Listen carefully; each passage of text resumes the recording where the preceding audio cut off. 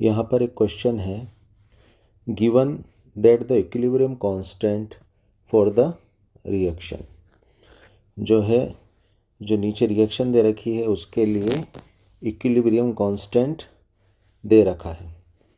क्या है? मान लो इक्विलिब्रियम कांस्टेंट है K1 इस रिएक्शन के लिए, जो कितना दे रखा है 278। और ये रिएक्शन क्या है? इसमें सल्फर डाइऑक्साइड के 2 मोल, 2 वॉल्यूम या 2 मॉलिक्यूल, ऑक्सीजन के 1 मोल, एक वॉल्यूम से, एक आयतन से, दोनों गैस फॉर्म में है, रिएक्ट करके सल्फर डाइऑक्साइड के जो कि गैस फॉर्म में है कितने 2 मोल या 2 वॉल्यूम या 2 मॉलिक्यूल बना रहा है। इस रिएक्शन के लिए इक्विलिब्रियम कांस्टेंट जिसको हमने K1 माना है वो कितना है 278। और ये सब क्या हो रहा है? एक पर्टिकुलर टेम्परेचर पर हो रहा है, ठीक है ना, क्योंकि हम जानते हैं टेम्परेचर कम ज़्यादा करने से इक्विलिब्रियम जो है हट जाता है, इक्विलिब्रियम गड़बड़ा जाता है। तो जो भी पर्टिकुलर टेम्परेचर है उस पर ये रिएक्शन हो रही है। What is the value of the equilibrium constant? अब ये क्या कर रहे हैं? इक्विलिब्रियम कांस्टेंट की वैल्यू पूछ रहे हैं। किस रिएक्शन के लिए? ये रिएक्शन के लिए, ठीक है ना। तो यहाँ पर इस इक्विलिब्रियम कांस्टेंट को हम K2 मान लेते हैं, जो कि हमें निकालना है, फाइंड आउट करना है, ठीक है। और जो है टेम्परेचर जो ऊपर है रिएक्शन के लिए वही सेम टेम्परेचर इस रिएक्शन के भी लिए। तो यहाँ पर क्या हो रहा है?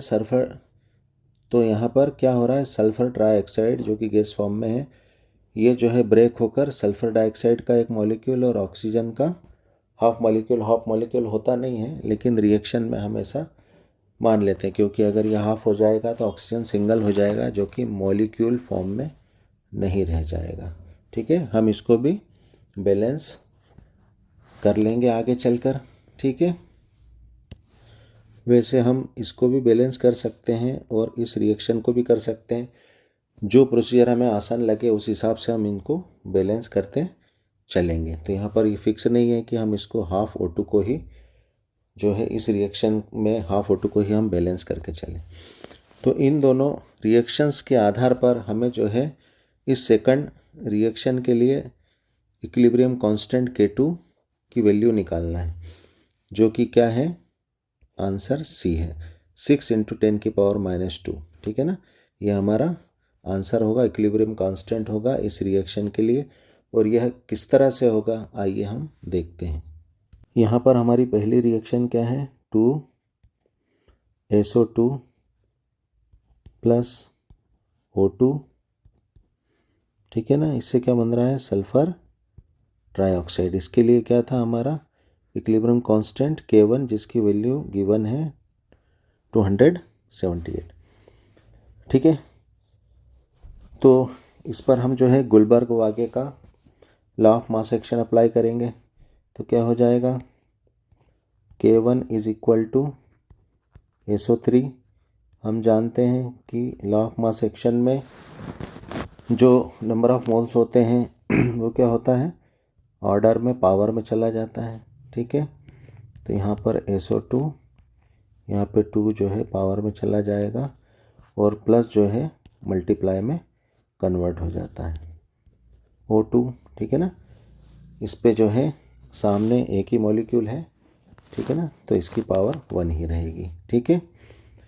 तो यहाँ पर हमें जो है गुलबर्ग-वागे के रूल से, लॉ ऑफ मास एक्शन से K1 की ये वैल्यू मिली। अब हमारी दूसरी रिएक्शन क्या है? हमारी दूसरी रिएक्शन है SO3 SO2 + हाफ O2, ठीक है ना। इसके लिए इक्विलिब्रियम कांस्टेंट क्या है? हमने माना है K2, जो कि हमें फाइंड आउट करना है, ठीक है। इस पर भी गुलबर्ग-वागे का law of mass action apply करने पर क्या हो जाएगा? K2 = SO2, ठीक है ना, पावर 1 प्लस मल्टीप्लाई में हो गया O2 और इसकी पावर क्या हो जाएगी? हाफ हो जाएगी, ठीक है, आधा मोल है। और इधर क्या हो जाएगा? SO3, ठीक है। यहाँ पर अगर हम दोनों रिएक्शंस को देखें तो K1 जो रिएक्शन है K1 वाली जो है इक्विलिब्रियम कांस्टेंट वाली, तो इसमें सल्फर ट्राइऑक्साइड क्या है, ऊपर की ओर है और सल्फर डाइऑक्साइड ऑक्सीजन नीचे की ओर है ना। ये न्यूमरेटर में है सल्फर ट्राइऑक्साइड और ये बाकी डिनोमिनेटर में है। और K2 में अगर हम देखें तो इस रिएक्शन में सल्फर ट्राइऑक्साइड नीचे की ओर है और SO2O2 ऊपर की ओर है। तो चूँकि हमें वैल्यू निकालना है K2 की, तो हमें क्या करना होगा, K1 रिएक्शन को करना होगा K2 की तरह बनाने के लिए, ताकि सल्फर ट्राइऑक्साइड नीचे की ओर आ जाए, हमें इसको क्या करना पड़ेगा, इस रिएक्शन को उलटना पड़ेगा, ठीक है ना, यानी जो है पलटना पड़ेगा। तो क्या हो जाएगा, अब यहाँ पर हमने रिएक्शन को पलट दिया है, तो यहाँ पर क्या हो गया, K1 जो है 1 के अपॉन में आ गया है और SO3 क्या हो गया है, ये नीचे की ओर आ गया है। अब ये दोनों रिएक्शंस क्या हो गई है, सेम हो गई है। बस यहाँ पर अगर हम देखें, अब यहाँ पर हमारे सामने दो कंडीशंस है जिससे हम इन दोनों रिएक्शंस को सेम बना सकते हैं। क्या, क्योंकि K2 क्या है, जो ऊपर वाली रिएक्शन है उसका आधा है, यानी या तो हम क्या करें, ये पूरी रिएक्शन जो है इसका रूट कर दें तो ये आधी हो जाएगी, ठीक है, या तो हम ये कर सकते हैं।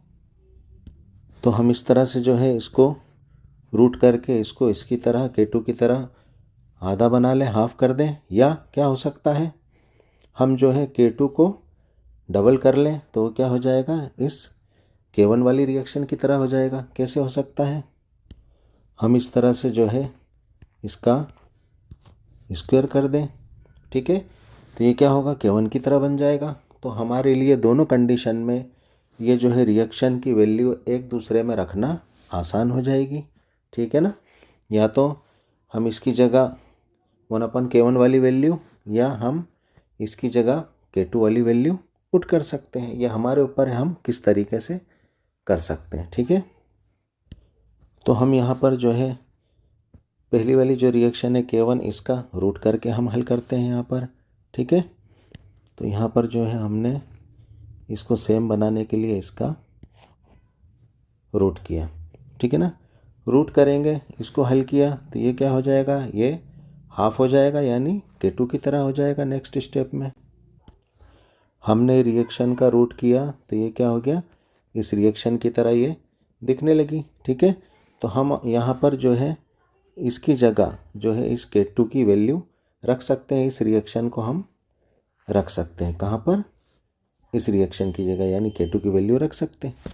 तो ये हमारी रिएक्शन क्या हो जाएगी, इसकी जगह क्या रखा जाएगा, K2 रखा जाएगा, क्योंकि ये रिएक्शन क्या है, इस रिएक्शन के समान है और ये किसके बराबर है, K2 के, ठीक है।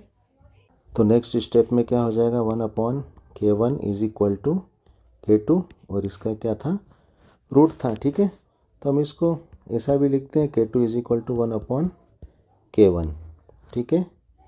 यहाँ पर K1 की वैल्यू अगर हम रखेंगे तो 1/278 हो जाएगा, ठीक है ना, इसका रूट है। जैसे ही हम इसको हल करेंगे तो हमारा आंसर क्या आ जाएगा, इसको हल करने पर K2 इज इक्वल टू 6 × 10⁻⁻2 हमारा आंसर आ जाएगा इसको हल करने पर, ठीक है। Thanks for watching.